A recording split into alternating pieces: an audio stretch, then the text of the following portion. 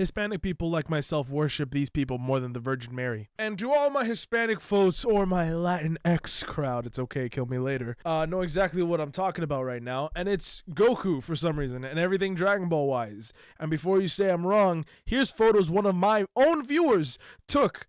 And he lives in South America. I'm not exactly going to name where for his own sake. But,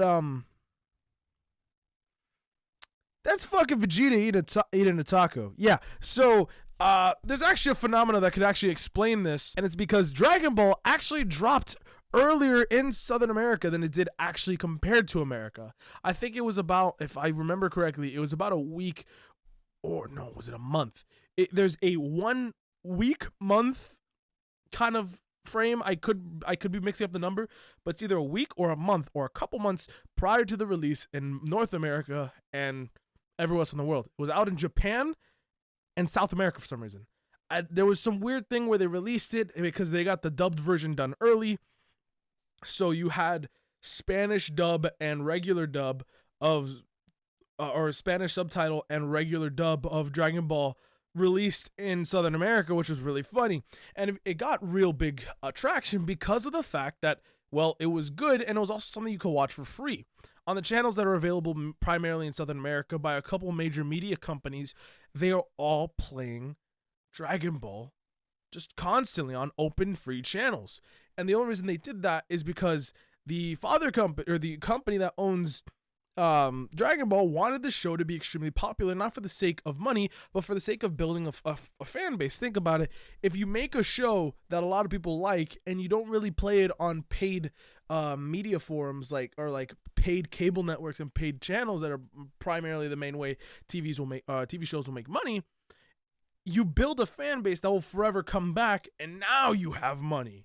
So it was ran in South America, and for some fucking reason it stuck. You wanna know why? Because I am also a massive fan of Dragon Ball.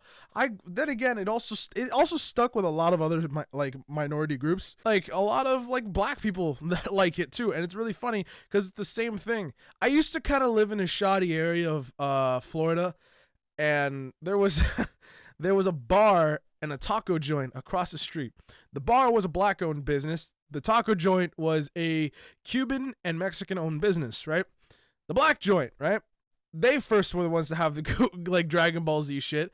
And what it was is coasters that were designed with the owner and his kids doing like a Kamehameha pose, and then Goku in the back of it, really shittily designed, but really wholesome if you think about it.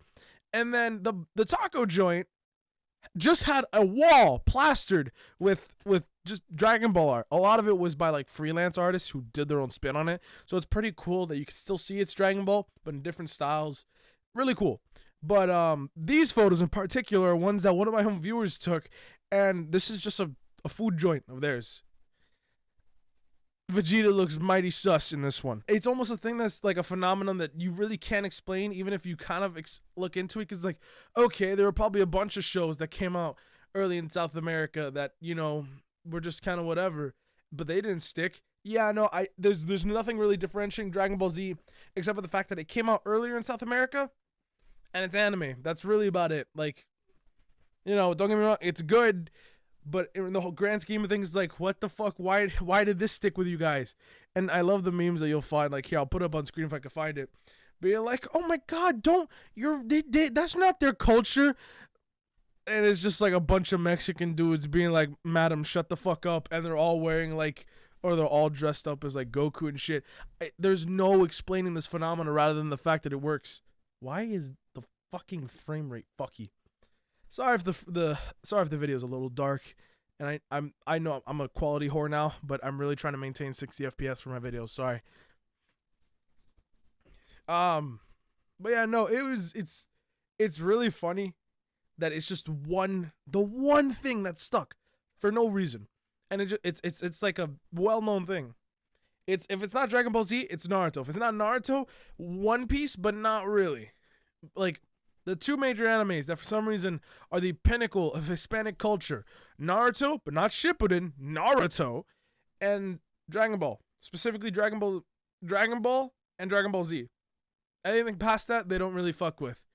You show a fucking Puerto Rican, that's not Like, you show a Venezuelan, like, Dragon Ball Z Kai, they shank you right there. You show a Colombian Dragon Ball Super, they make you overdose on coke. You show a Chilean, you didn't show a Chilean anything. They don't exist. It's one thing I'll take with pride too. You know, I'm Cuban Nicaraguensan, so it's like, yeah, I fuck with Goku. I'd let Goku in my hood any day. On the Chilean comment, none of you exist. If you guys are watching this, you're actually like Colombian. One thing that also stuck really well with Hispanics that I'll never ever understand is the pantheon of early Disney movies from like the 90s to like 2013. Like that prime era of Disney movies. For some reason, that in particular sticks really well. I don't know why. And that, and a lot of us use AT&T. I'm broke, so I use Straight Talk. But yeah, that's really it. I just needed to talk about that because seeing these photos made me really laugh at the fact that this shit's real. This shit is not a joke. We take this religiously. And when Akira Toriyama fucking passed away, I don't know how to pronounce his name. Like, when he passed away, that shit was like devastating to the Hispanic community. We all went to the cookout and we poured a cerveza out for him. I'm white, fuck you. Either way, thank you guys for watching. Deuces.